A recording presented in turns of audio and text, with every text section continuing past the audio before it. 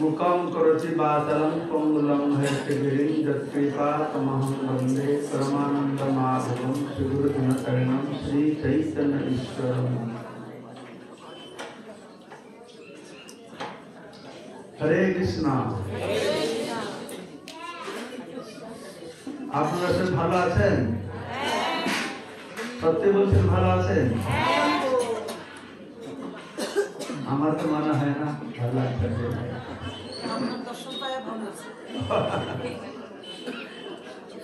আমরা কাউকে জিজ্ঞাসা করে ভালো আছো? হ্যাঁ ভালো আছি। বলতে হয় সবাই বলবে নাকি সব থেকে আমার ভালো আছে। বর্তমান পৃথিবীর যে অবস্থা, ইসরায়েল যুদ্ধ চলছে, ভারত পাকিস্তান চায়না সব যুদ্ধের জন্য অপেক্ষা করে বসে আছে। বাংলাদেশের যে অবস্থা, ভালো অবস্থা? হ্যাঁ ভালো অবস্থা নিয়েছে। আচ্ছা শেখার নেই, ভালো নেই। বাংলাদেশের অবস্থা খারাপ বলে মানুষ ছেড়ে ভারতে ঢুকে যাচ্ছে। ভারতের অবস্থা কি ভালো অবস্থা? ভারত অবস্থা ভালো নেই। বর্তমান যে অবস্থা, এটা কলিযুগের অবস্থা, খুব খারাপ, কোথাও ভালো নেই। জাতি জাতির মধ্যে সংঘর্ষ, দেশ দেশের মধ্যে সংঘর্ষ, ভাই ভাইয়ের মধ্যে সংঘর্ষ। তো সংঘর্ষ, হিংসা, দ্বেষ, তার মধ্যে আমরা কি করে বলতে পারি যে ভালো আছে বলে? আগে তো আমরা পুরা পড়েছি অসুর দেবতার মধ্যে মারামারি হতো নাকি? এখন আগে মানুষ শত্রুকে মারত, এখন মানুষ কাকে মারে? হ্যাঁ ভাই ভাইকে মারে না? ভাই ভাইকে মারছে? শুধু কি ভাই ভাইকে মারছে? আর কাকে মারছে? বাবা মাকে মারে বলছে। আর কাকে মারছে? আরে মার পেটের ভিতরে বাচ্চাকে মেরে ফেলছে। ঘৃণা হচ্ছে, আছে হচ্ছে না? আছে না? তাহলে কি করে আমরা আনন্দে থাকতে পারি? কি করে আমরা বলতে পারি আমরা আনন্দে আছি? যেখানে এই সমস্ত ঘটনা ঘটছে তার ভিতরে আমরা বলি যে আমরা আনন্দে আছি, তার মানে আমরা কিছুই জানছি না। যদি এই জায়গাটা আনন্দের জায়গা হতো তাহলে ভগবান কৃষ্ণ গীতা এটাকে কি বলেছেন? এই জায়গা কিসের জায়গা বলেছেন? এটা হচ্ছে দুঃখালয়ম, এটা দুঃখের জায়গা। না না, আমরা তো একটু সুখ পাই। সুখটা আছে অশ্বশতম, দুঃখালয়ম অশ্বশতম। তো এখানে কি করে মানুষ সুখ থাকতে পারে? কি দুঃখ আমরা পাই? কিসের দুঃখ আছে আমাদের? বলুন তো একটা দুঃখ বলুন। আবার বাড়িতে দুঃখ, আপনার দুঃখ কথা বলুন। ছেলেটা পরীক্ষা ফেল হয়ে গেছে, দুঃখ না সুখ? ছেলে পরীক্ষা ফেল হলে সুখ হয় না দুঃখ হয়? স্বামীর চাকরি চলে গেলে সুখ হয় না দুঃখ হয়? মেয়ের বিয়ে না হলে সুখ হয় না দুঃখ হয়? ঘর বাড়ি থাকার নেই, সুখ না দুঃখ? এইসব দুঃখ নিয়ে আমরা পড়ে আছি। কিন্তু এই সমস্ত দুঃখের সমাধান আছে। এই সমস্ত দুঃখ কার কপালে আছে, কার কপালে নেই নাকি? কেউ পাস হয়, কেউ ফেল হয়, কারো বাড়ি আছে, কারো ভালো বাড়ি নেই, কেউ টাকা পায়, কেউ টাকা পায় না। এইরকম একটা দুঃখ বলুন যে কেউ চায় না কি সবাইকে পেতে হয়। সেই দুঃখটা কি? কে জানে? তা আমরা যদি দুঃখটা কি জানি না পর্যন্ত, তার দুঃখ থেকে মুক্তি পাবো কি করে? একটি অবস্থায় আমরা আছি,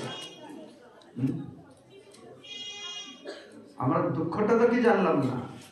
সেজন্য ভগবান কৃষ্ণ ভগবত গীতায় যে জ্ঞান দিয়েছেন, দুঃখ থেকে নিবৃত্তি পাওয়ার জ্ঞান শুধু নয়, দুঃখ থেকে কি উদ্ধার পাবো সেই জ্ঞান দিয়েছেন তা নয়। ভগবান কৃষ্ণ জানেন যে আমরা অত মূর্খ, অত বুদ্ধু যে দুঃখ থেকে নিবৃত্তি পাবো, কি দুঃখটা কি আমরা জানি না। এজন্য ভগবান বলছেন জন্ম মৃত্যু জরা ব্যাধি দুঃখ দোষামি দর্শনম। কেউ চায়, কেউ মরতে চায়? হাত তোলো। কেউ মরতে ভালোবাসে? কেউ মরতে ভালোবাসে না। আমরা মরতে ভালোবাসলে মৃত্যুকে কেউ ভালোবাসে? কেউ বাসে না। আমরা মৃত্যুকে ভালো না বাসলে কেউ মৃত্যু আমাদেরকে ভালোবাসে? মৃত্যু প্রভুপাদ বলছেন যে যেই দিন আমার জন্ম হয়েছে সেই দিন মৃত্যু আমাদের সঙ্গে এসেছে, সেদিন মৃত্যু সঙ্গে এসেছে। কৃষ্ণ গীতায় কি বলছেন? জাত সেই ধ্রুব মৃত্যু। কেউ মৃত্যু চায় না, কিন্তু সবাইকে মৃত্যুর সম্মুখীন হতেই হবে। কেউ বৃদ্ধ হতে চায় না, সবাইকে বৃদ্ধ হতে হবেই। কেউ ব্যাধি চায় না, সবাইকে ব্যাধি ভোগ করতে হবে। এর কোন সমাধান আছে?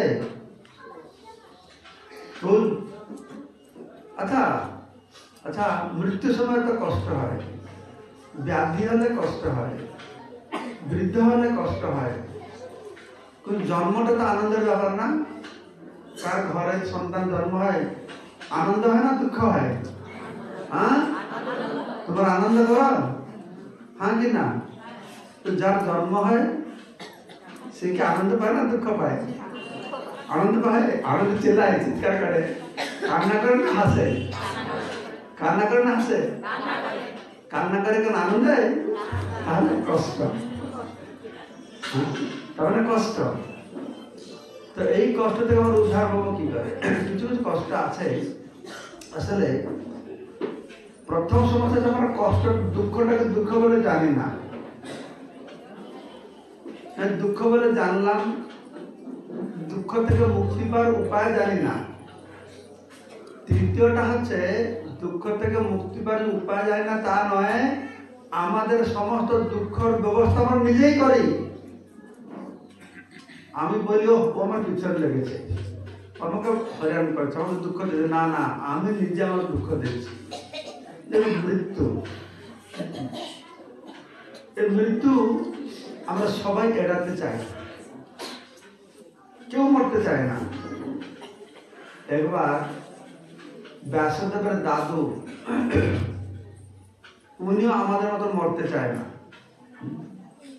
তো ব্যাসদেবের দাদু ব্যাসদেবের কাছে এসেছেন, বলছেন আমি কিভাবে না মরবো এটা ব্যবস্থা করতে পারবে? আমি মরবো না।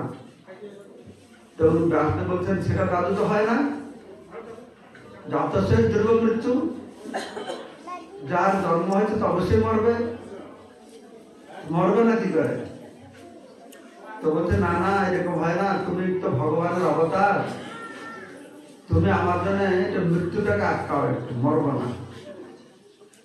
তো ব্যাসদেব কি করেছেন, তার দাদুকে নিয়ে যমরাজের কাছে গিয়েছে। যমরাজকে বলতে যে আমার বাবা দাদুর নাম মরে। তো যমরাজকে বলছেন আমার দাদু মরতে চায় না, আপনি ব্যবস্থা করে দেন যেন না মরে। যমরাজ বলছে আমি তো এটা পারবো না, আমি তো মানুষের পাপ পুণ্যের বিচার করি, কে মরবে কেউ সে আমার হাতে নেই। না কার হাতে আছে? না মহাকাল পুরুষের হাতে আছে, মহাকাল পুরুষের দেখে। তো ব্যাসদেব দাদুকে নিয়ে মহাকাল পুরুষের কাছে যাবে। তো দাদু কি করলো, যমরাজকে বলল, যমরাজ আপনি তো আমাদের সঙ্গে চলুন, আমার হয় একটু মহাকাল পুরুষকে বলে দেবেন আমাদের মৃত্যু না হয়। তো যমরাজ দেখছেন ব্যাসদেবের দাদু বলছে না যাবে কি করে। তো যমরাজ ওদের সঙ্গে গিয়েছেন। তো দাদু আসতে কথা হচ্ছে কেন, চুপ চুপ চুপ। দাদুর সঙ্গে যমরাজ ব্যাসদেব তারা মহাকাল পুরুষের কাছে গিয়েছে। তখন ব্যাসদেব মহাকাল পুরুষকে বলছেন যে আমার দাদু মরতে চায় না, তাকে একটু ব্যবস্থা করলে না মরে। মহাকাল পুরুষ বলছে আমি তো পারবো না, আপনি তো মৃত্যু নিয়ন্ত্রণ করতে না, আমি নিয়ন্ত্রণ করতে ঠিক, তার কপালে কি আছে কিনা আমি তো যাই না, তুমি চিত্রগুপ্তের কাছে যাও, চিত্রগুপ্ত ঠিক বলে দেবে। তখন ব্যাসদেব দাদুকে নিয়ে চিত্রগুপ্তের কাছে যাবে। তো দাদু একটু বলছে, দাদু তখন কি করছো? তো দাদু তখন করছে, বলছে মহাকাল পুরুষকে আপনি একটু আমার সঙ্গে চলুন।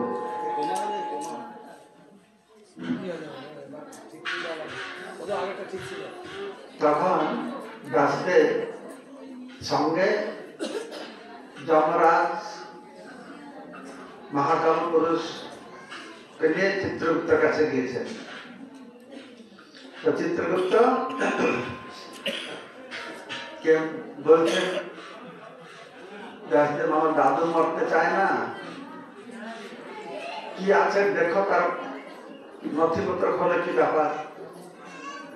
চিত্রগুপ্ত নথি খুলে দেখছে, খুলে খুলে খুলে দেখে বলছে আরে তোমার দাদুর কপাল মৃত্যু নেই, তো মরবে না। তো সবাই খুব আনন্দ হয়ে গেছে, আরে আমার তো সেটা চাইছিলাম, সবাই খুব খুশি হয়ে গেছে। তখন চিত্রগুপ্ত বলছে না দাঁড়া দাঁড়া দাঁড়া দাঁড়া, তার কপাল মৃত্যু নেই, তার একমাত্র মৃত্যু হবে যদি কখন ব্যাসদেব যমরাজ মহাকাল পুরুষ এই তিনজন একসঙ্গে আসে যাবে, তার তখনই মৃত্যু হবে, না মৃত্যু হবে না। তো তখন তিনজন তো একসঙ্গে এসে গেছে, আর তাদের সঙ্গে সঙ্গে পার্টিশন মারা গেল। এটা কি বুঝলো এখানে? দাদুর কপালে মৃত্যু ছিল না, ছিল, মরল কি করে? এই তিনজন যখন একের সঙ্গে আসবে, তিনজন একসঙ্গে কে নিয়ে আসলো? কে নিয়ে আসলো? দাদু নিয়ে আসলো। তো আমাদের অবস্থা ঠিক সেরকমই, আমরা কেউ চাই না, তো না চাইলে কি হবে? আমাদের কপালের দুঃখ বলি আমরা নিজেই ব্যবস্থা করে থাকি। তো সেই জন্য আমরা যেখানে সংসার কূপের মধ্যে পড়িয়াছি, এই যে সংসার আছে, মানুষ মনে করছে সুখের সংসার, কত আনন্দ, না, এটা সংসার কারাগারের মধ্যে আমরা আছি, ভব কূপের মধ্যে আমরা আছি, ভব সাগরে আমরা হাবুডুবু খাচ্ছি, সংসার দাবানলে আমরা দগ্ধীভূত হচ্ছি। তো ভগবান কি করেছেন? আমাদেরকে এই ভবকূপ থেকে উদ্ধার করবার জন্য উপায় দিয়েছে। কেউ যদি কুয়ার মধ্যে পড়ে থাকে তাহলে সেই থেকে মুক্তি পাওয়ার উপায়টা কি না, উপর থেকে কেউ যদি রশি দেবে, সেই রশিকে ধরে আমরা কুয়া থেকে উদ্ধার করতে পারবো। তো ভগবান সেই রশি দিয়েছেন, আর সেই রশিটা কি? সেটা যে ভগবত গীতা জ্ঞান রূপক রশি দিয়েছে। ভগবত গীতার জ্ঞান যদি আমরা আহরণ করি, ভগবত গীতার জ্ঞান যদি আমরা বুঝি, ভগবত গীতার জ্ঞান যদি পালন করি, তা আপনি কুয়াতে পড়ে আছেন, এই জন্য রশি দিল, আপনি কুয়া থেকে মুক্তি পাবে না পাবে না? পাবে। কি করে পাবে? না ধরলে পাবে? এটাকে ধরতে হবে। ধরেছে, সে উপর থেকে টানছে, জোরে না ধরবে তাহলে উপরে টানলেও মুক্তি পাবে। ঠিক সেরকম ভগবান কৃষ্ণ ভগবত গীতা জ্ঞানের উপর রশ্মি দিয়েছেন, কিন্তু আমাদের কি করতে হবে? এটাকে ভালো করে বুঝতে হবে, জানতে হবে, জোরে ধরতে হবে। তো আমরা গীতা পাঠ করি, অনেক মনে করে গীতা পাঠ করলে কি হবে? গীতা পাঠ করলে পাপ দূরে চলে যাবে, গীতা পাঠ করলে পুণ্য হবে, গীতা পাঠ করলে স্বর্গে যাবে, গীতা পাঠ করলে মুক্তি পাবে। কিন্তু গীতা পাঠের আসল উদ্দেশ্যটা কি? ভগবত গীতা পাঠ করলে কি হবে? তো ভগবান কৃষ্ণ বলছেন, ভগবত গীতা যদি আমরা পাঠ করি তাহলে আমরা মায়া বন্ধন থেকে মুক্তি লাভ করব। দৈবীয় সা গুণময়ী মম মায়া দূরত্বয়া। ভগবানের যে মায়া শক্তি, এই মায়া শক্তি দূরত্বয়া, একে কেউ অতিক্রম করতে পারবে না। মায়া অত একটা সূক্ষ্ম বিষয়, কিভাবে যে আমাদের গ্রাস করে। মায়া কি করে না, সুখকে দুঃখ বলে মনে করিয়ে দেয়, অনিত্য বস্তুকে নিত্য বলে মনে করায়, অনাত্মাতে আত্মবুদ্ধি দেয়। এই জগতে আমরা সুখী না দুঃখী? কে সুখী কে দুঃখী? আমরা ভালো মন্দ খেয়ে সুখী হয়ে আনন্দ পাই। এই জগতে একটা এরকম জিনিস আছে যে যেটা খেয়ে সবাই আনন্দ পায়। আমেরিকার লোকেরা আনন্দ পায়, তারা কি ব্রেড খায়, সালাড খায়, তারা আনন্দ পায়।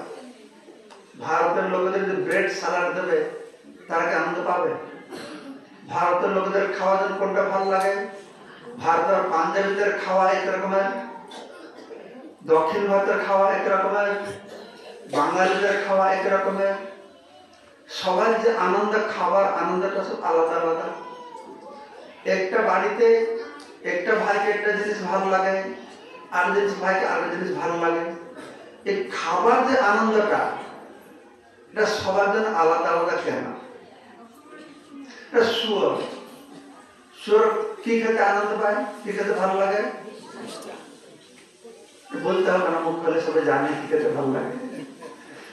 সেটা যেন মানুষকে দেবে, সে ভালো লাগবে তাকে? হ্যাঁ, আপনাদের ভালো লাগবে? আপনারা কোনদিন বিষ্ঠা খেয়েছেন?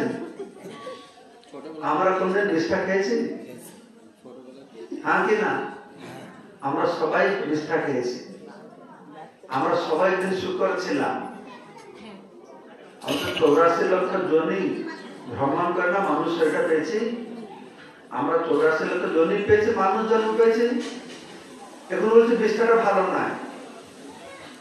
যখন শুকর ছিলাম আমি, তো সেই শরীর বিষ্ঠাটা ভালো লাগছিল। কোনটা ভালো কোনটা মন্দ?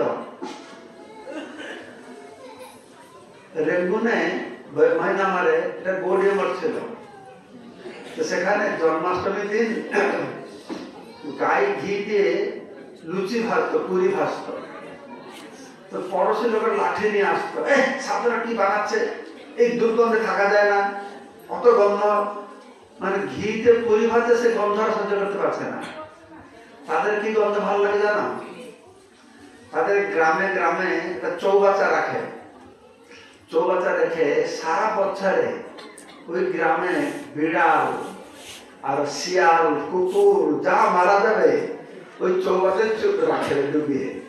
সারা বছর পচে পচে পচে পচে জুস বেরিয়ে যাবে। তো একদিন উৎসব হবে, সারা গ্রামের লাইন দিয়ে বসবে, ওটাকে মেপে মেপে খাবে। হা কি গন্ধ, ওটাদের আনন্দ। এখন আপনি বলুন তো কোনটা ভালো কোনটা মন্দ? কোন খাবারটা ভালো কোন খাবারটা মন্দ? এই ভালো এই মন্দ এই সব ভ্রম। আপনি বলছেন ভালো আছি, আমি ভালো খাচ্ছি, এই সব ভ্রম। কোনটা ভালো কোনটা মন্দ কোনটাই ঠিক না। তো কেন একটা লোককে একটা জিনিস ভালো লাগে, আরেকটা লোককে আরেকটা জিনিস ভালো লাগে, আরেকটা লোককে আরেকটা জিনিস ভালো লাগে? সবাই ভালো লাগার বিষয়টা আলাদা আলাদা কেন?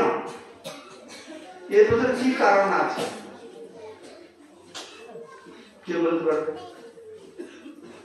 কেন সবাইকে আলাদা আলাদা জিনিস ভালো লাগে? একই জিনিস সারা পৃথিবীর সবাইকে একটা জিনিস ভালো লাগে না কেন? সবাই তো মানুষ। কে বলতে পারবে? বলো, বুদ্ধি খাটে।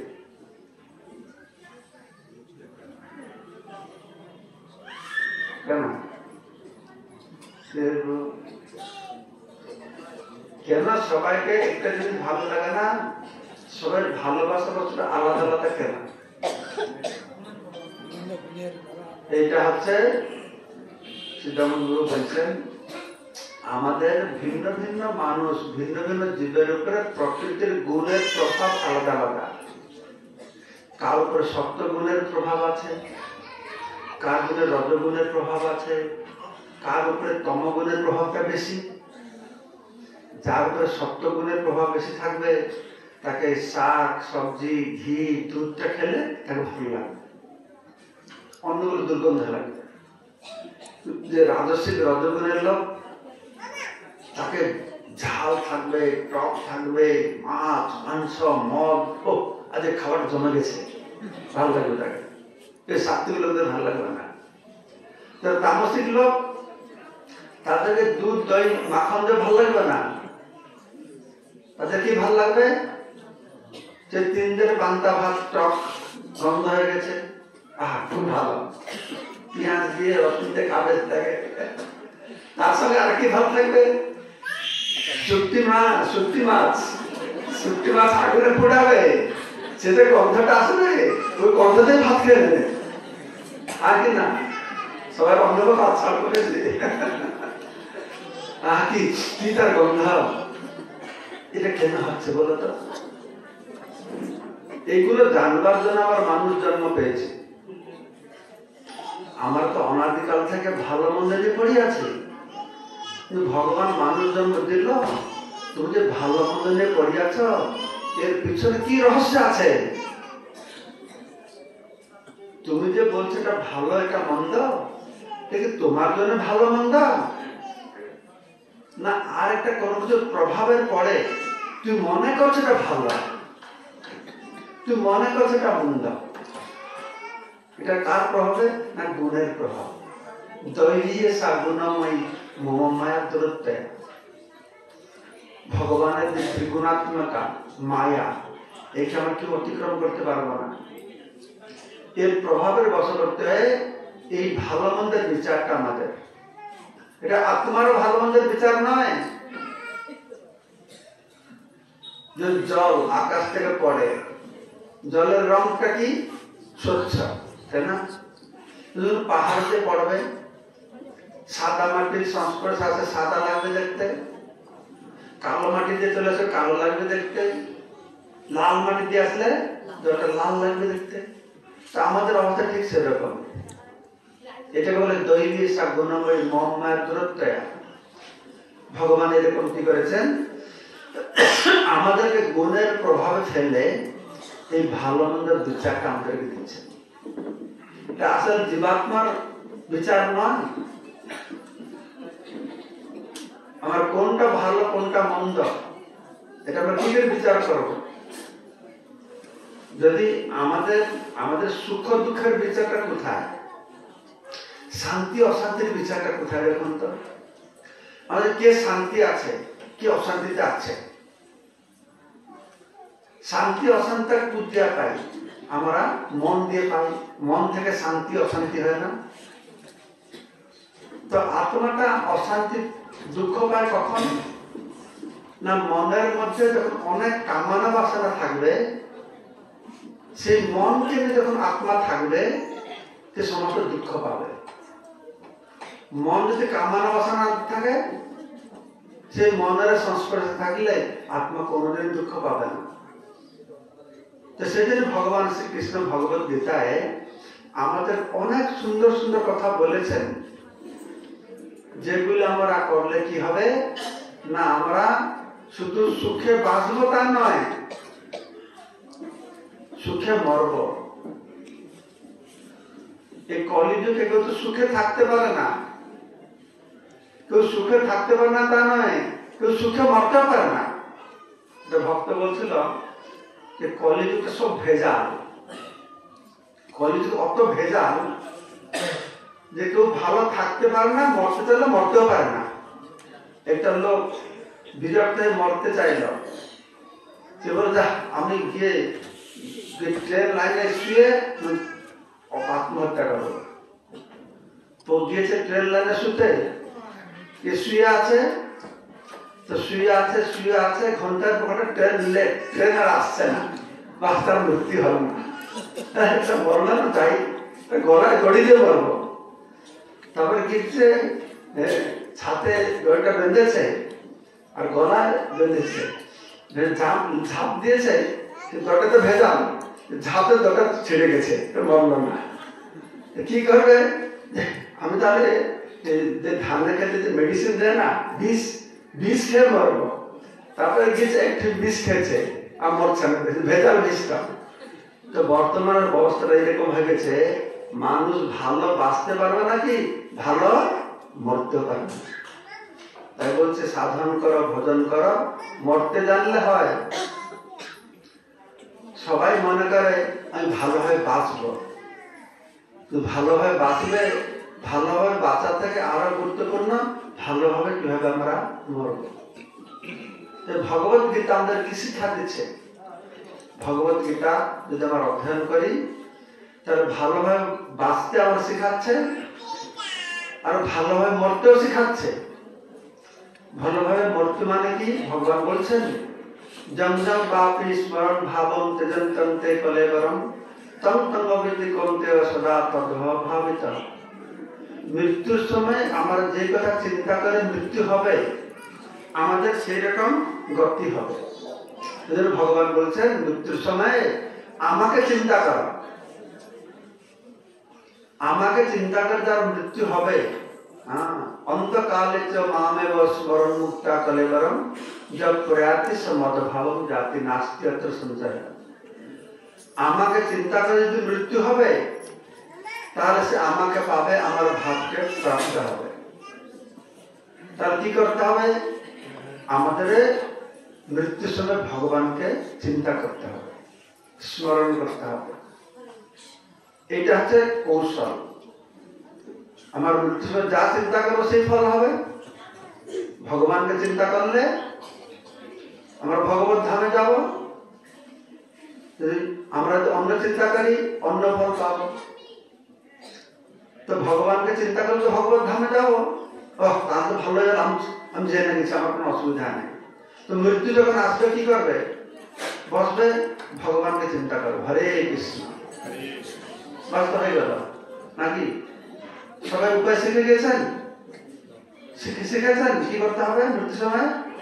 কি করতে হবে? যদি মৃত্যুর সময় হরে কৃষ্ণ চিন্তা করলে সব হয়ে যায়, তাহলে সারা জীবন আমার এত কষ্ট করে 4টে নিয়ম পালন করো, 16 মালা জপ করো, এই মঙ্গলারতি ঠান্ডা এগুলো করা কি দরকার আছে? দরকার আছে? তোগুলো মহারাজ আমি উপায় পেয়ে গেছি, ভগবান বলে দিয়েছেন মৃত্যুর সময় আসবে, আমি বা আসলে ভগবানকে স্মরণ করে দেবো, কাজ শেষ। সারা জীবন খাটির দরকার নেই।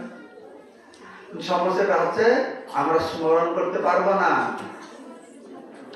ভগবানকে স্মরণ করতে পারবো না। ভগবান হচ্ছেন চিন্ময়, মন হচ্ছে জড়, ভৌতিক। ভৌতিক মন দিয়ে ভগবানকে স্মরণ করা যায় না। আর বিশেষ করে মৃত্যুর সময়, মৃত্যুর সময় তো বলা আছে, পুরাণে বলা আছে যে 10,000 স্করপিও, স্করপিও বাংলায় বিচ্ছু যদি কাটে, কামড়ায়, যা কষ্ট হয় মৃত্যুর সময় নাকি সেরকম কষ্ট হয়। কাউকে বিচ্ছু কামড়িয়েছে? এখানে কেউ আছে সৌভাগ্যবান ব্যক্তি? কে কে কেটেছে? হ্যাঁ, একটা মাথায় কেটেছে। তো সে কত কষ্ট, 10,000 বিচ্ছু। তো তাতে ভগবান স্মরণ হবে? কার কার আপনারা এখানে জব করেন? হাত তুলুন, কার জব করেন? অনেক জব করেন। যেদিন মাথা ব্যথা করে, জ্বর হয়, জব করতে মন লাগে? লাগে? আজকে আর জপ হবে যদি মাথা ব্যথা কষ্ট পেট ব্যথা জ্বরতে ভগবানের মন লাগে না। আচ্ছা 10,000 বৃক্ষ কাটবে তোর ভগবানের মন লাগবে? বাপরে মারে করে বসে বসে তাহলে কি করে মনে করবে? আমরা যে বলছি কোনো চিন্তা নেই, ভগবানের স্মরণ করতে পারছেন। রাজা কুলশেখর বলছেন যে প্রাণ প্রয়াণ সময়ে কফবাত পীড়িত কণ্ঠাবরুদ্ধ কুধ স্মরণান্তে, যখন প্রাণ চলে যাবে কণ্ঠ অবরুদ্ধ হয়ে যাবে কফবাত পীড়িত দিয়ে কুধ স্মরণান্তে, আমি কি করে তোমাকে স্মরণ করতে পারি? তো আমরা ভগবানকে স্মরণ করতে পারি না, আমরা ভালোভাবে যাই না। আমরা যে জপ করতে বসি ভগবান স্মরণ হয় না, শুধু হরে কৃষ্ণ মুখ থেকে বেরোয়। একটু জপে মন দিতে হয় কোথায় মন চলে যায়, আবার টেনে লাগাও, আবার চলে যায়, আবার টেনে লাগাও, হয় সবাই হয় না আমাদের? তাহলে কি করে মনটা লাগবে? আমাদের যে মনে জপে মন লাগে না। অনেক ভক্তরা বলে মহারাজ কি করবো, আমরা জপে মন বসছে না। আরে জপে মন তো বসবেই না, কি করে বসবে? মনটা তো ভৌতিক, ভগবান তো দিব্য চিন্ময়। এই ভৌতিক মন দিয়ে চিন্ময় ভগবানকে কি ধরে রাখবে? ধরে রাখা যায় না। তবে ভগবান যদি কৃপা করে আমার মনে উদিত হবে, তবে আমি ভগবানকে স্মরণ করতে পারবো।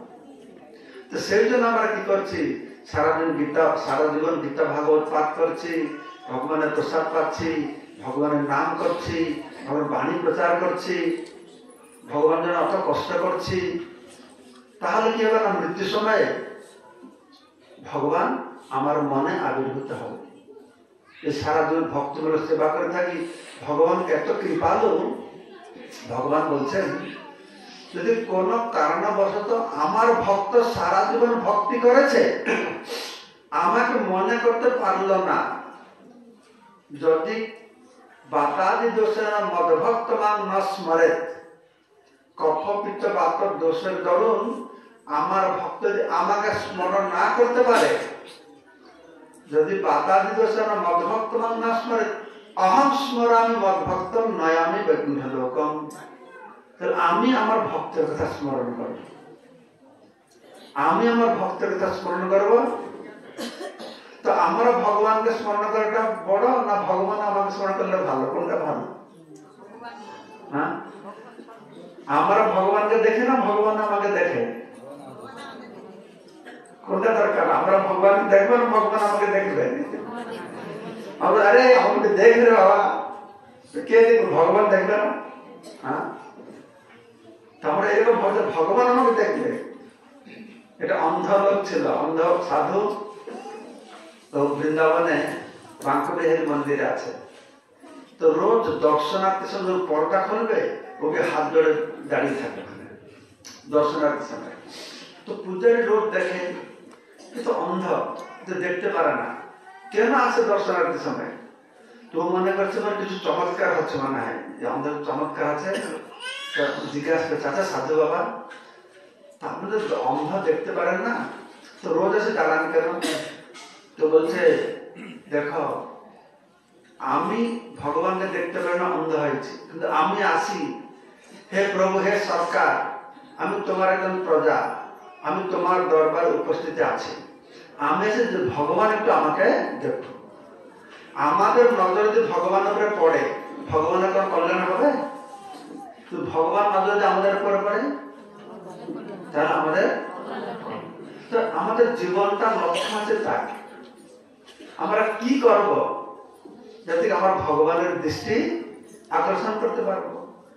কেন দৈবীয় গুণময়ী মোহমায়া দূরত্বে মাম এবং যে প্রপদ্যন্তে মায়া মেকাম তরন্তিতে, যদি কোনোভাবে বিভিন্ন ভাবে আমরা ভগবানের দৃষ্টিকে আকর্ষণ করতে পারি, তাহলে আমরা এই দূরত্বিক্রম মায়াকে আমরা লঙ্ঘন করতে পারবো। এই মায়া অত সহজ নয়। আমাদের ভুলে ভালে অনাদি কর্ম ফলে পরিভবান নবজলে তরিবারে না দেখি উপায়। এই জীবনে নয়, অনাদিকাল থেকে পুনরপি জন্মম পুনরপি মরণম পুনরপি জন্মনি যথেষ্ট না। আমরা কত না দুঃখ পাচ্ছি, কত না দুঃখ পাচ্ছে। এই সাময়িক সংসার সুখের জন্য আমার সুখ কতটুকু পাচ্ছি, সারা জীবন দুঃখ পাচ্ছি, আর সুখ অল্প একটু পাচ্ছি। একটু সুখের জন্য সারা জীবন আমাদেরকে পরিশ্রম করতে, জন্ম জন্মান্তর পরিশ্রম করতে হবে। তাই ভগবত গীতা কি করে না, ভগবত গীতা আমাদেরকে উপায় শেখাচ্ছে আমরা কিভাবে এই জন্ম মৃত্যু জড়াবধিকে অতিক্রম করতে পারবো। কৃষ্ণ ভুলি যে ভগবাঞ্ছা করে, নিকটস্থ মায়াকারে ঝপটিয়া ধরে। আমরা কেন কষ্ট পাচ্ছি না, আমার ভগবান কৃষ্ণকে ভুলে গিয়েছি। ঈশ অপদেশ বিপর্যয় অস্মৃত, আমরা ভগবান থেকে মুখটা ঘুরিয়ে এদিকে বসে আছি, সেজন্য আমাদের এই দুরবস্থা হয়েছে। তো সেই জন্য ভগবান এই গীতার মাধ্যমে আমাদের সুন্দর জ্ঞান দিয়েছেন, যে জ্ঞানের উপর রশ্মিকে আমরা ধরে রাখি, জোরে ধরে রাখতে পারবো, তাহলে ভগবান টেনে আমাদেরকে উদ্ধার করবে। ভগবান আমাদেরকে উদ্ধার করবে। তাই ভগবত গীতার অন্তিম লক্ষ্য হচ্ছে সর্বধর্মান পরিত্যজ্য মামেকম শরণম ব্রজ।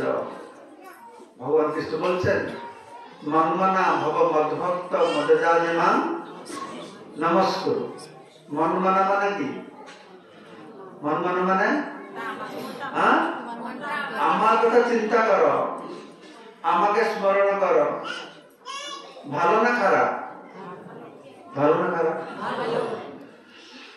রাবণ রামের কথা চিন্তা করতো না করতো না? হিরণ্যকশিপু বিষ্ণুর চিন্তা করতো না করতো না? হ্যাঁ কি না? তাহলে ভালো। কংস কৃষ্ণের কথা চিন্তা করতো? হ্যাঁ। কংস চিন্তা করবে কি? কংস সিঁড়িতে উঠছে, 1 2 3 4 5 6 7 8, 8 নম্বর সিঁড়িতে পা দিলেই তার কৃষ্ণ স্মৃতি আছে, ও দেবকীর অষ্টম গর্ভ পুত্র আমাকে মারবে। অসুর, অসুরেরাও চিন্তা করে। তাই ভগবান কৃষ্ণ চিন্তা করছেন, আমি তো বললাম আমার কথা চিন্তা করো। তাহলে মানুষ যে কংসের মতো চিন্তা করবে, রাবণের মতো চিন্তা করবে, হিরণ্যকশিপু চিন্তা করবে, তাহলে কি হবে? ভগবান কি বললেন, মন্মনা ভব মদ্ভক্ত। চিন্তা করো, কিন্তু আমার ভক্তের মতন চিন্তা করো, আমার ভক্তের অনুকূল ভাব দিয়ে। অসুরের চিন্তা করে প্রতিকূল ভাব দিয়ে, ভক্ত চিন্তা করে অনুকূল ভাব দিয়ে। মন্মনা ভব মদ্ভক্ত। আমার ভক্তকে, যাকে পূজা করো সব আমার ভক্ত, ঠিক না? কালীকে পূজা করো, শিবকে পূজা করো, দুর্গাকে পূজা করো, সব আমার ভক্ত। এটা সমাজে প্রচলিত আছে। তো ভগবান আগে থেকে জানেন, এটা শুনে মানুষেরা দিশাহারা হবে। তাই বলে যে মন্মনা মদ্ভক্তকে না মদজাজি, যে আমার পূজা করবে। যা তোর পূজা করে আমাকে পাবে না, তা আমার পূজা করবে। মদজাজি, ভগবানের যে পুজো করবে। তো প্রথমটা কি হলো, ভগবান কি বললো? প্রথম কি করতে হবে মনে রেখেছেন? প্রথমটা কি? মন্মনা মানে আমার কথা চিন্তা করবে। কার মতো চিন্তা করবে? ভক্তের মতো। ভক্তকে যে ভগবানের পূজা করে। তো ভগবানকে পূজা করবে কি করে? কি পূজা করবে? ভগবানকে পূজা করার জন্য 16 উপচার আছে। ধূপ আছে, দীপ আছে, ফুল আছে, 16টা রয়েছে। তার মধ্যে একটা আছে নমস্কার করা। তো ভগবান বলছেন, তোমার কাছে কিছুই না থাকে, ফুল নাই, ধূপ নাই, দীপ নাই, কিছু নেই, তো মাথাটা তোমার কাছে আছে তো না? মাথা নেই। কেউ বলতে পারো আমার মাথা নেই? ভগবান বলছে আমাকে পূজা করো। বলি মা বাবু কি করে পূজা করবো? আমার আরতি প্লেট নেই, শঙ্খ নেই, আমার ফুল নেই, ধূপ নেই, কি করে পূজা করবো?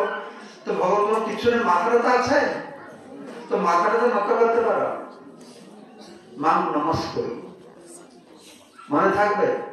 মন্মনা ভব মদ্ভক্ত মদজাজি মাং নমস্কার। নমস্কার করতে পারবা না, এইরকম কেউ ব্যক্তি আছে? এতটুকু ভগবান চাইছেন, তুমি কিছু না করতে পারলে নমস্কার করো। কিন্তু আশ্চর্যের ব্যাপার, আমরা দেখি যে মায়াপুরে অনেক লোক আসে, তারা ভগবানকে নমস্কার করে না, প্রণাম করে না। এই অক্ষরাত্মা প্রভু বলছিল, ও ইস্কন এসে প্রথম দেখলো যে দণ্ডপথে প্রণাম করতে হয়, মানে আছে, ও আগে জানতো না যে এই মাটিতে পড়ে প্রণাম করতে হয়। মায়াপুরে আমি দেখেছি অত সুন্দর রাধা মাধব। মায়াপুরে কারা গিয়েছ হাত ধরো, অনেক যায় না, কি ব্যাপার কারা যায়নি হাত ধরো তো মায়াপুরে, সবাইকে নিয়ে যাবে প্রভু। আচ্ছা, মায়াপুর কত সুন্দর রাধা মাধব অষ্টসখী। কিন্তু আমি দেখছি অনেক লোক এসে কি করে, সে রাধা মাধব না দেখে সে ঝাড়বতি গুলো দেখে, গরম ঝাড়বতি দেখে, আর রাধা মাধব কাছে গিয়ে দাঁড়িয়ে থাকে, প্রণাম করে না। পরিবারকে নিয়ে এসছে, শাশুড়ি, শাশু, শাশুড়ি, শালি, সারা সব সঙ্গে আছে। তো যদি কেউ প্রণাম করতে চায় তো লুকে লুকে প্রণাম করে, যে শালি দেখবে হাসবে, কি করে প্রণাম করে, ঠাকুরকে হাসবে। শাশুড়ি বাড়িতে গেলে সে একদম মাথা নিচু করে শাশুড়িকে প্রণাম করবে, কিন্তু ভগবানকে প্রণাম করবে না। কি হতভাগ্য আমার। নমস্কার টুকু করতে, ভগবান বলতে কিছু যে না করো, নমস্কার করতে করো আমাকে অন্তর্পক্ষে। তো নমস্কার করাটা কি কঠিন? কঠিন না সহজ? কঠিন না সহজ? খুব কঠিন। ভগবান খুব চালাক। ভগবান বলছে তুমি কিচ্ছু করতে হবে না, শুধু নমস্কারটা করো। নমস্কার মানে কি এটা যদি জানবেন, আপনার যাকে দেখে দেখলে নমস্তে নমস্তে বলে না, আপনি নমস্কার করেন সবাইকে, নমস্কার নমস্কার। কিন্তু নমস্কার শব্দের অর্থটা জানবে, তাহলে কোনদিন কাউকে নমস্কার করবে না। তো নমস্কার অর্থ হচ্ছে, নমস্কার শব্দ হচ্ছে ন মম, নমস্তে নমস্তে, আমার কিছু নাই, আমার ঘর বাড়ি ব্যাংক ব্যালেন্স সব তোমাকে দিলাম, এটা হচ্ছে নমস্কার। যাকে নমস্কার করবে ভালো করে অর্থটা বুঝে নমস্কার করতে হবে। নমস্কার ন মম তে, মানে আমার ব্যাংক ব্যালেন্স, ঘর বাড়ি, ছেলে মেয়ে বউ সব তোমার হলো, এই তো নমস্কার অর্থ। বুঝতে পারছেন? যাকে থেকে নমস্কার করা যায়, হ্যাঁ, লোক দেখে নমস্কার করতে হবে। নমস্কার পাওয়ার একমাত্র যোগ্য ব্যক্তি হচ্ছেন ভগবান। ভগবান কি বলছেন না, সর্বধর্মান পরিত্যাজ্য মাম একম শরণম ব্রজ। সবকিছু পরিত্যাগ করে ভগবান তার কাছে আত্মসমর্পণ করা। তো ভগবান কাছে সবকিছু প্রদান করা। আমরা ভগবানকে সবকিছু দেব, যদি না দেব তাহলে একদিন ভগবান এমনি সবকিছু নিয়ে যাবে, তাই না? কালস্মিহম মৃত্যু সর্বহরস্যাহম, আমি মৃত্যু রূপে এসে সব হরণ করে নিয়ে যাব। আমরা তো মনে করছি ও মন্দিরে যাওয়ার আমার সময় নাই, কত কাজ আছে, কাজ করতে হবে, টাইম কোথায় মন্দিরে যাব। ভগবান বলছেন, ও আমার মন্দিরে এসে আমার দর্শন করতে তোমার সময় নেই, ঘরে বসে থাকো, আমি যাবো তোমাকে দর্শন দিতে। তুমি ভক্ত হলে আমাকে দর্শন হবে, ভক্ত না দর্শন পাবেন, আমি তোর দ্বার করে যাবো, করবো, আমি যাব, আমার দর্শন পাবে একদিন। কি রূপে পাবে জানা? কি রূপে পাবে জানা? মৃত্যু রূপে। এই মৃত্যু হচ্ছে ভগবানের আরেকটা রূপ। কালস্মিহম, এক কাল। আর ভগবান যখন আজকে সময় নেই মন্দিরে আসতে, আর ভগবান মৃত্যু রূপে আমার দরজার কাছে এসে যাবে, বলতে পারবো একটু অপেক্ষা করো, তোমার সময় নেই, এই বিড়িতে শেষ চুমুকটা দেবো, একটু রকম রকম, এক্ষুন যেতে হবে নাকি? তাই ভক্ত ঠাকুর বলছেন যে এবে না ভজিলে যশোদা সুত চরণে পড়িবে লাচে। এখন যদি আমরা ভগবান কৃষ্ণকে আত্মসমর্পণ না করি তো জবরদস্ত একদিন যেতেই হবে রে বাবা, জবরদস্ত তার কাছে আত্মসমর্পণ করতে হবে, যদি মৃত্যু রূপে আসবে। তো ভক্ত হলে দর্শন করবে, ভক্ত না হলে দর্শন করবে। কিন্তু ভক্ত হলে কি দর্শন করবে? তার দ্বিভুজ মুরলীধারী শ্যামসুন্দর রূপকে দর্শন করবে। ভক্ত না হলে কি দর্শন করবে? তার বিভৎস মৃত্যু রূপকে দর্শন করবে, মহাকাল রূপে তিনি যে সবকিছু হরণ করে নিয়ে যাবে। আজকে স্বেচ্ছায় আমার ভগবানকে দিচ্ছে না, আর একদিন সময় আসবে সবকিছু নিয়ে যাবে। সেজন্যই আমাদেরকে ভগবত গীতা জ্ঞানের মাধ্যমে ভগবান কি শিখাচ্ছেন? আমরা সুখে বাঁচব, সুখে মারব, আর সুখে ভগবত ধামে যাব। ভক্তরাই সুখে আছে। আপনারা সুখে আছেন? হ্যাঁ কি না? ভয় পাচ্ছে কিছু বলবো না সুখে? আরে ভক্ত, এই যে কীর্তন হলো, আনন্দ পেয়েছেন? যেহেতু প্রসাদ হবে, আনন্দ পাবে? আনন্দেই আনন্দ। কেন না? আপনার ভক্তদের সঙ্গে আছে, ভগবানের সঙ্গে আছে। বাহিরের মানুষরা বলে, শেষ কথা বলছে, বাহিরের মানুষরা বলে আরে ইস্কনের ভক্ত বড় কষ্ট, মাছ মাংস খেতে পারবে না, বিড়ি টানতে পারবে না, ভোর 4টায় উঠতে হবে, অত কষ্ট করা যায় নাকি? আমার এসেছে আনন্দ করব, ভোগ করব, মানুষজন পেয়েছি, এই অত কষ্ট করা যায়? ইস্কন বেশি ভিড়তে চায় না। কিন্তু আমার তো মনে হয় ইস্কন ভক্তরা সবথেকে বড় ভোগী। আমি যাই, আমাদের যাই নামহাট প্রোগ্রামে, গ্রামে গ্রামে গৃহস্থের বাড়িতে, আনন্দ আর আনন্দ। আমি একটা গৃহস্থ ভক্তটা ভক্তর কম্পেয়ার করে আপনাকে দেখাবো কে আসল আনন্দ পাচ্ছে। দেখুন তো একটা গৃহস্থ বাড়িতে, ভক্ত বাড়িতে কি হচ্ছে, তারা ভোর 4টায় বাচ্চা কাচ্চা সব উঠে যাচ্ছে, স্নান টান করছে। কারণ ব্রহ্ম মুহূর্ত না, ব্রহ্ম মুহূর্তে যা করবে ভালো। সেজন্য আমার মনে হয় ছোটবেলায় আমার মা বলতেন তাড়াতাড়ি ঘুমিয়ে পড়ো, ভোর 4টায় উঠে পড়াশোনা করবে, ভালো মনে থাকবে। হ্যাঁ, শুধু আধ্যাত্মিক জিনিস না, ভৌতিক কাজ যা করবে ব্রহ্ম মুহূর্তে ভালো লাগবে। ভোরবেলা যা করবে তা ভালো লাগে, তো ভোরবেলা ঘুমটাও খুব ভালো লাগে নাকি? ভোরবেলা ভালো যাবে, যা করবে ভালো লাগে। ব্রহ্ম মুহূর্তে পুরো পরিবার উঠে স্নান টান করে পরিষ্কার হয়, তো মনে শান্তি পাবে না অশান্তি পাবে? শান্তি পাবে। আর সমস্ত ভক্তের কাছে ঠাকুর আছে, ঠাকুরের সুন্দর ফটো আছে, গৌরীতে বিগ্রহ আছে, রাধা মাধব বিগ্রহ আছে। পর্দাটা খুলবে, সুন্দর ভগবানকে দেখবে, চক্ষুর আনন্দ হবে না নিরানন্দ হবে? তারপরে তারপরে স্ত্রী আরতি করছে, স্বামী মৃদঙ্গ বাজাচ্ছে, ছেলে মেয়েরা করতাল বাজাচ্ছে, সংসার দাবান ললিতা লোক প্রাণায় কারুণাগণাগণাতম প্রাপ্তস্য কল্যাণং গুণাত্মকস্য বন্দে গুরু শ্রী চরণারবিন্দম। কর্ণের আনন্দ না নিরানন্দ? চক্ষুর আনন্দ, কর্ণের আনন্দ। তারপরে ধূপ দেবে, ফুল শুঙ্গাবে, তুলসী ফুল ধূপ, নাসিকার আনন্দ না নিরানন্দ? মঙ্গলারতি হয়ে গেল, বাল্য ভোগ দেবে, জিহার আনন্দ না নিরানন্দ? আনন্দই আনন্দ।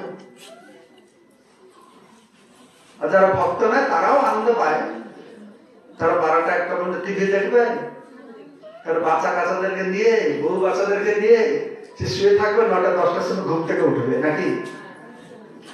ঘুম থেকে উঠে সে চুল শুলে এলেমেলে হয়ে গেছে, মুখটা ফুলে গেছে, মুখে লালা বেরোচ্ছে, স্বামী স্ত্রীকে দেখবে, স্ত্রী স্বামীকে দেখবে, সুন্দর দর্শন, কি আনন্দ। তার মুখে গন্ধ বেরোচ্ছে, কি সুন্দর গন্ধ। তারপরে হয়তো পূর্বদিন রাতে স্বামী স্ত্রীর ঝগড়া লেগেছিল, সকালে উঠে আবার শুরু হয়ে যাবে, বাচ্চা শুরু করে দিল, মঙ্গলার কারণ হয়ে গেল। কোন জীবনটা ভালো? ভক্ত জীবন কষ্ট না আনন্দ? আমরা যে বলি না এই আমরা কষ্ট দিচ্ছি, কেউ কষ্ট দেন, আমাদের কষ্ট আমরা নিজে তৈরি করি। আসলে কষ্ট না হলে বই লাগে, কষ্ট না হলে হয় নাকি? কষ্ট দরকার, সবাই কষ্ট চাইছে। কিন্তু ভগবত গীতা আমাদের আনন্দময় জীবনযাত্রার একটা সুন্দর পন্থা শেখাচ্ছে, বুঝতে পারছেন? আমরা ভগবানকে নিবেদন করব, প্রসাদ পাবো, কীর্তন করব, ধাম দর্শন করব, ভালো দর্শন করব, সব কিছু সুন্দর আনন্দ। জীবন লক্ষ্য হচ্ছে আনন্দ। আর এই আনন্দ হচ্ছে প্রেম ভালোবাসার থেকে। এই সব কিছু আমরা লাভ করতে পারবো। মহাপ্রভু আমাদের দিয়েছেন যে প্রেম ভালোবাসা হরিনাম থেকে হবে। যতক পুরাণ প্রমাণ দেখানা নামের সমান নেই, নামের অতি হলে প্রেমের উদয়, প্রেমেতে হরিকে কাম। এই 16 নাম 32 অক্ষর। হরে কৃষ্ণ কৃষ্ণ কৃষ্ণ হরে হরে, হরে রাম রাম রাম হরে হরে। ভগবানের নাম রূপ লীলা গুণের মাধ্যমে সবসময় যতটা বেশি সারা দিনের মধ্যে ভগবান সঙ্গে আমরা যুক্ত রাখতে পারবো, ততটা আমাদের জীবন আনন্দময় হবে। এখন আমরা আনন্দে থাকতে চাই, দুঃখে থাকতে চাই, এটা আমার উপর নির্ভর করে। আমরা আনন্দে থাকতে চাই, শ্রবণের মাধ্যমে, দর্শনের মাধ্যমে, প্রসাদের মাধ্যমে যতটা পারি আমি ভগবানের কাছে থাকবো, তাহলে আমরা আনন্দ পাবো। জয় শ্রী প্রভুপাদ কি। তো এখন একটা ঘোষণা, বিশেষ ঘোষণা। আমাদের একটা 17 লক্ষ গীতা লেখানো মহাযজ্ঞ